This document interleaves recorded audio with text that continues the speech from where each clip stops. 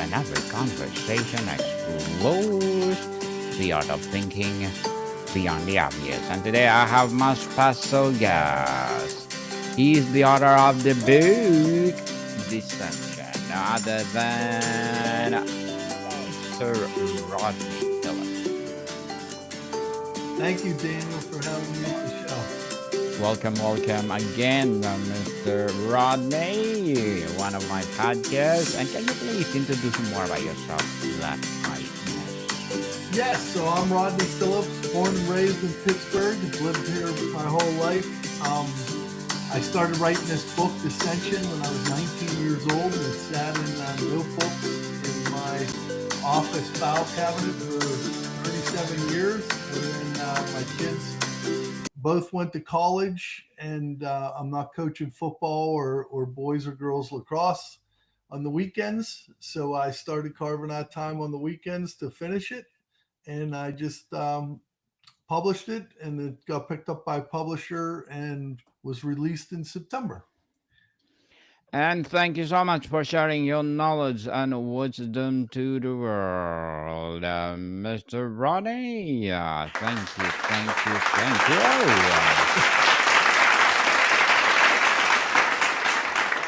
So, Mr. Rodney, your title refrains conflict as truth revealed. What is the fundamental misunderstanding about the conflict we're trying to correct with this book? Yeah, so that's a great question, Daniel. So Kylie, my main character, is attending the University of Miami. The book is set in Pittsburgh and Miami, as you can see with the cover and the transition of the bridge from the Pittsburgh Bridge to the Miami Bridge. And she is going to the University of Miami studying criminal law. She gets caught between a war that breaks out, or a street conflict that breaks out between two rival drug cartels. One is Mexican and one is Cuban. And the book is called Dissension, a disagreement that leads to discord. And what happens is they were at peace for a long period of time. Something happens to break that peace, obviously the dissension or conflict. And then my main character gets hunted by the gentleman on the cover there, John Blade Wilson. And the other character on there is my FBI agent, Teresa Maria. So that's pretty much the backbone of dissension, is what happens with that conflict, and it creates chaos. Um, and then it goes from there. Yes, so interesting, Mr. Rodney. You argue that dissension tells the story. What is about a disagreement that makes it more honest narrator than consensus or silence? Yeah, so normally when you have conflict, it's not really chaos per se. It can break out into chaos, but most conflict really reveals the truth, of what's going on, and people become a little bit more honest. And once their assumptions are realized on both sides. In the book Dissension, really the one cartel reacts without knowing the truth of what's happening on the other side, and lack of communication, which in any relationship, Daniel, communication is the key, whether that's marriage or work relationship or whatever relationship that you have to communicate. And in this situation, the lack of communication caused the conflict, which then caused the chaos. If they would actually communicated, they would have delved into the truth and found out that what they were assuming didn't really happen. And tell us, in a world that often prizes harmony and getting along, your book seems to champion productive friction. Where is the line between dissension that reveals truth and conflict that is simply destructive? Yeah, so I'd say the line is drawn on that communication aspect, because of the fact that the lack of communication caused the conflict, which then, caused the dissension to happen between the two cartels. And then you find out, through the book, like why she's specifically being targeted in that. But conflict really, I think, brings out clarity.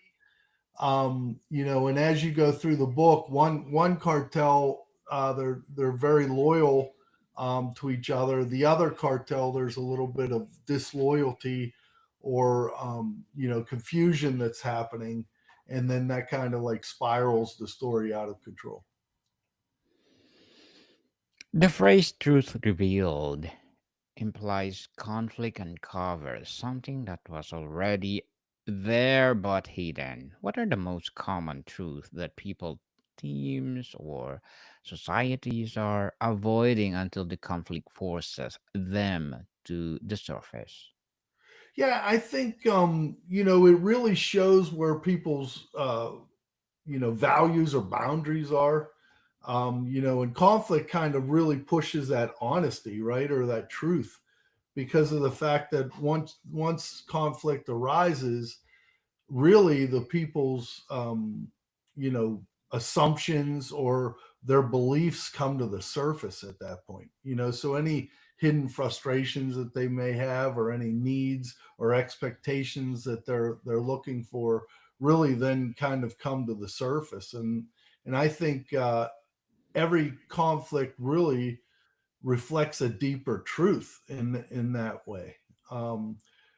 Truth is kind of hidden behind harmony, right? It takes conflict to really drive it forward. Hmm. Yes, definitely. Was there specific personal or professional conflict that became a catalyst for writing this book? What truth did it reveal to you, Mr. Rodney?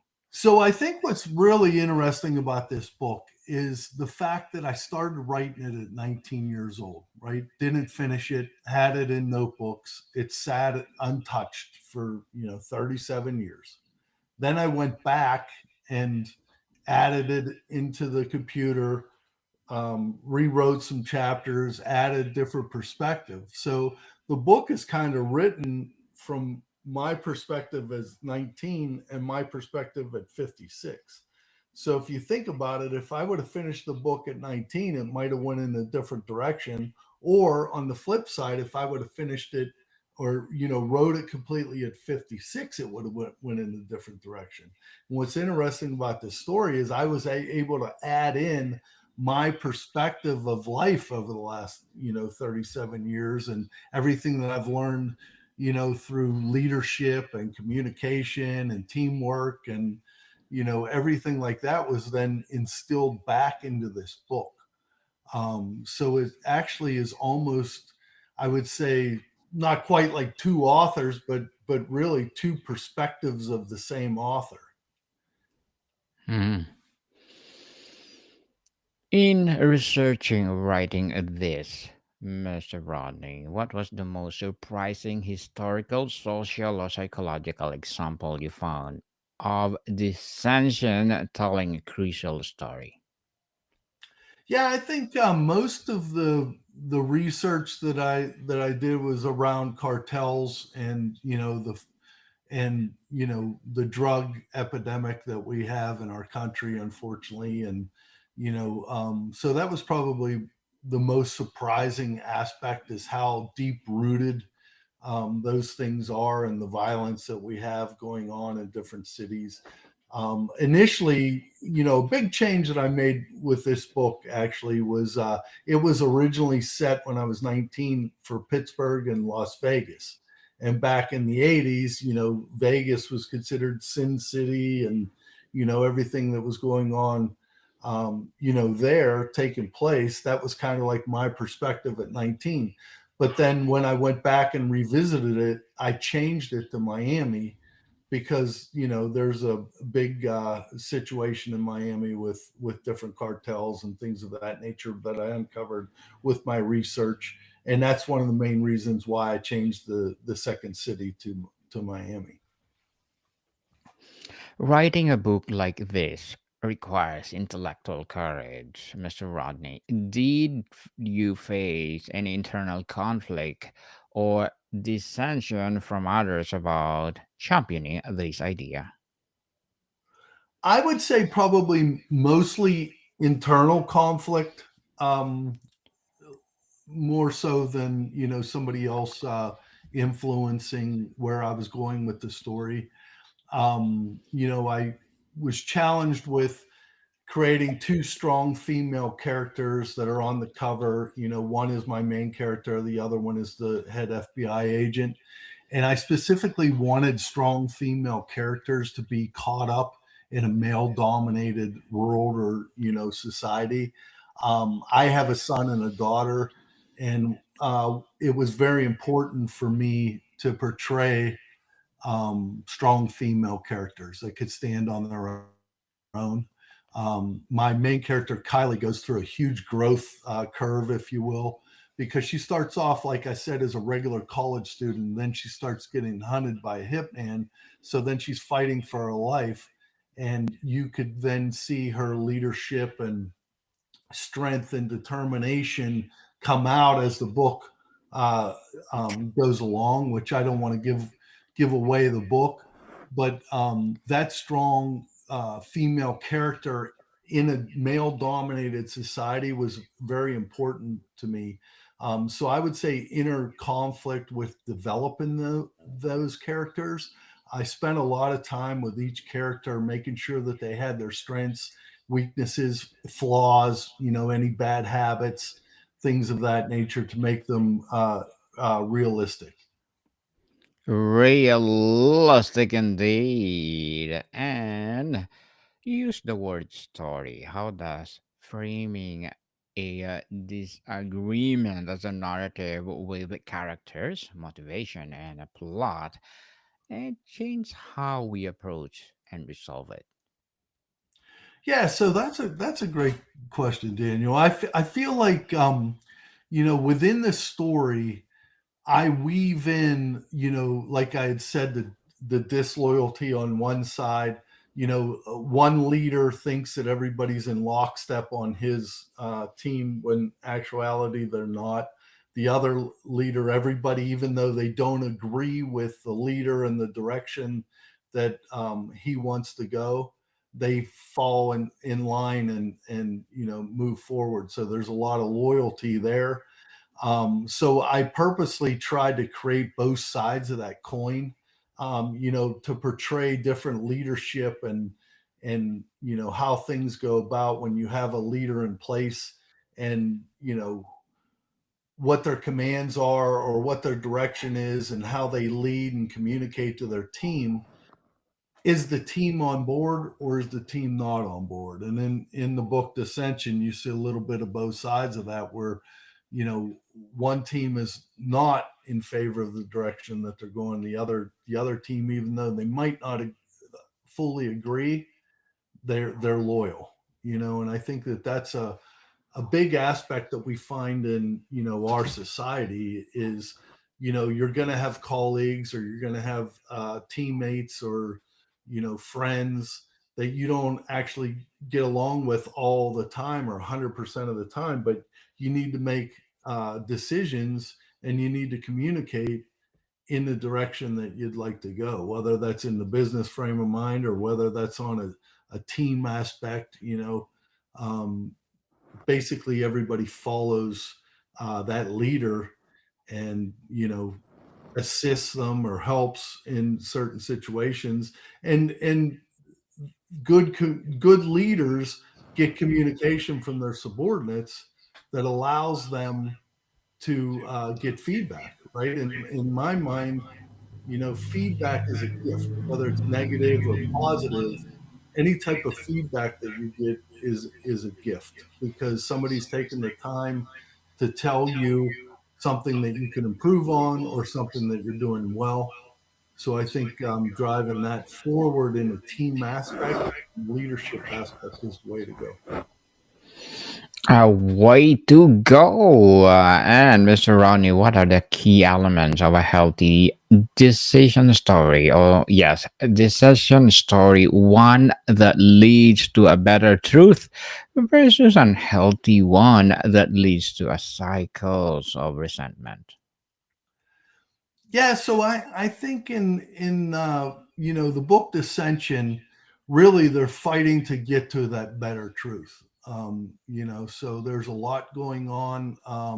There's subplots of different subordinate characters that help to drive the plot forward. So there is a lot of disagreement that happens within each group and also against each group. And those disagreements really propel the story forward.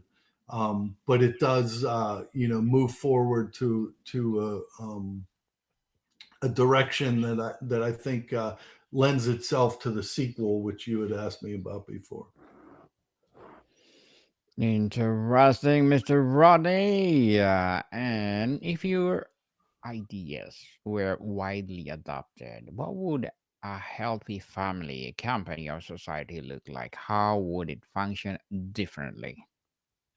Well, I think one of the main things is, like one of the things that I already touched upon, which is communication. I think in any relationship, like I said, whether that's marriage or teamwork or friendship, communication is the key. You need to communicate. If something's bothering you, you need to, speak up and talk about it and be able to have that healthy debate. And you're not always going to agree. You're not always going to see eye to eye, but you need to talk through those situations. And I think, dissension is, my book Dissension is um, I guess like a flagship to show you how improper communication can really spiral things out of control and take things in a direction that people didn't want it to go. But then once it started in that direction, then that's where the chaos ensues after that.